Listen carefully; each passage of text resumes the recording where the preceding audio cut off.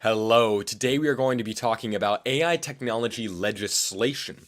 And in a recent article, a recent statement from the White House, they declared that among the greatest challenges posed to democracy today is the use of technology, data, and automated systems in ways that threaten the rights of the American people. The White House 2022, paragraph 10.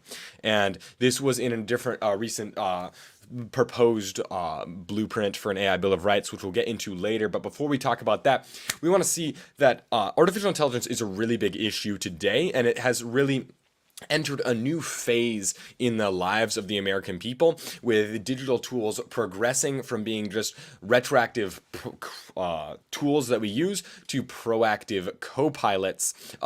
And what this has done is really heightened the need for governance around artificial intelligence and technology in general. We have worked hard on this as a country before with different kinds of laws as we tried to protect people on the internet. But now that the internet is able to do more things on its own, right, we need another level. Just like we needed laws around vehicles when they progressed from just being carriages into automobiles with engines, we now need laws around artificial intelligence that it has progressed from being a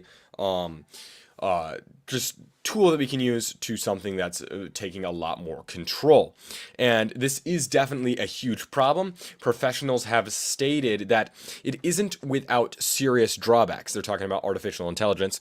It completely dependent on humans who build and train it. AI can be infused with the biases of its creators, and other negative consequences can come with the increasing dominance of AI that aren't obvious to the average layperson. This is from the Forbes Technology Council 2022, paragraph 1.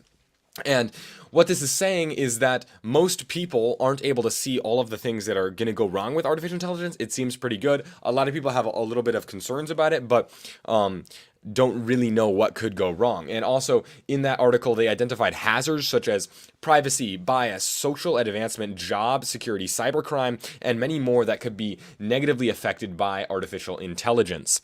And in a more public standpoint, not looking at the professionals, but people as a whole, and people are really concerned about artificial intelligence. Now, we've got 33% being more concerned than excited. The vast majority aren't really sure what to think about it. And then 18% are more excited than concerned. And of people who are concerned, most of them are concerned about artificial intelligence either making decisions for people or learning to people's actions and thoughts, and like being able to know what people are thinking, with 74 and 75% being concerned respectively. And this comes from Pew Research in a 2022 study from Rayani and all the other authors associated with that. So the solution I propose here is that the U.S. voters demand the government to pass the blueprint for an AI Bill of Rights into law and oversee the deployment and use of artificial intelligence through a new government agency. So it's a two-part law where we've got both the law and then the creation of this government agency.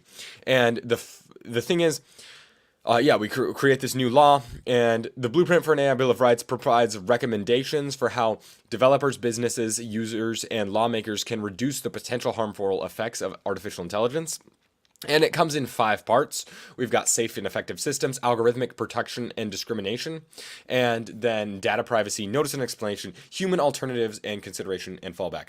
So it's 5 sections right there, and we're going to jump into each one really specifically. First off, safe and effective systems. Basically, this is just ensuring that the systems for artificial intelligence are used and built in a safe way. They're not going to go haywire. They're going to work well for people.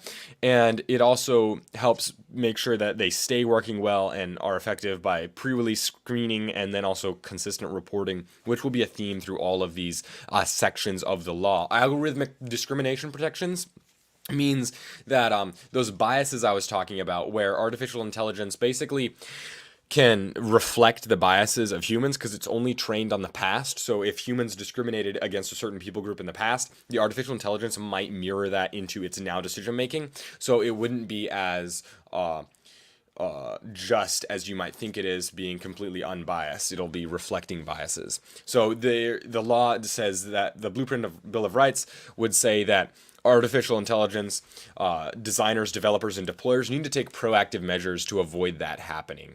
And obviously have reporting there too. Data privacy is a big issue because artificial intelligence can reach into data. It's so hungry for more data. And this really establishes safeguards against abusive data practices and maintains informed consent on data collection, meaning that you can't just like collect data on someone without letting them know. This leads into our next section where we're talking about notice and explanation. Basically, people are going to have to be notified when there's an artificial intelligence system being used, and then they're also going to they have the right to know how it's being used, and then if any significant changes are made to it. Also, human alternatives and consideration and fallback are really important because, especially in areas such as like law and education and health and criminal justice, these AI systems can be really helpful. We don't want to hold back our economy or our people by not giving them artificial intelligence systems, but we don't want to become so dependent upon them that if someone for some reason doesn't want to use the system or isn't able to use an artificial intelligence system, we're able to supplement that with humans. Or if our AI fails, or something goes wrong, we're able to support those with the human work instead of using our AI systems in case they fail or something like that. But obviously, this would be required within reason. Not all artificial intelligence is replaceable, but a higher priority would be placed on these high-risk areas. But all of this does beg the question, if we're going to add all of these artificial intelligence laws, who's going to enforce them? Who's going to keep people from just putting out all kinds of AI however they want? Well, I propose that in the same way that vehicles, when they needed new laws when they became more powerful. That's all governed by the Department of Transportation in the United States and a couple other bodies too. But for artificial intelligence, now that we don't have proverbial carriages for our digital tools, they're instead powerful automobiles that are somewhat self-driving. We need new laws around them to keep people safe as they do things. So I propose that artificial intelligence be protected. The government agency, the Artificial Intelligence Safety Administration, the AISA, would be created to protect people from that. And the AISA would oversee and enforce the implementation of the Blueprint for an AI Bill of Rights, including authority to create and enforce regulations around AI and conduct inspections, while disciplinary action, they wouldn't have their own police force. They would use other bodies to perform disciplinary action if somebody did something. They'd be able to fine it, though. The AISA could issue fines. All right, and so this is a really good proposal because, first of all, it's been done many times before, and so the U.S. government knows how to do this kind of thing. They are really good at creating government bodies, and often they're a little bit too good at it, but they'll be able to create the government body, and then we know how this sort of system works. It's been done many times before, not only with the Department of Transportation, but all of these other organizations. But I must say the U.S. is moving slow on this issue. So other governments, for example, the European Union is on the brink of passing legislation around several aspects of artificial intelligence, with violators potentially being fined up to 6% of their global revenue. This is from a New York Times article from Sorkin and other authors in 2023. So the U.S. needs to get a move on this issue. Many legislators are feeling kind of nervous and not feeling the urgency of this issue. But it is becoming more important as we've got all kinds of systems that are really affecting the lives of the American people and could go very wrong. So another thing to think about is that AI legislation isn't necessarily going to hurt the development of AI, as businesses with legislation around this will be able to have better artificial intelligence practices and know what is safe. In an article from Pagainimanis, I'm not sure if I got that right. I had a bunch of other authors in 2022, paragraph 1. They state that firms need to introduce robust AI systems and mitigate AI risks, which emphasizes the importance of creating sustainable AI governance practices, meaning that organizations need to know what is safe and be able to do that. But Some might argue that this is going to hinder the economy and slow people down, but it doesn't really do that, and they aren't aware of the vast disadvantages and how AI could threaten our personal and God-given rights, our self-evident rights that we have from the Constitution.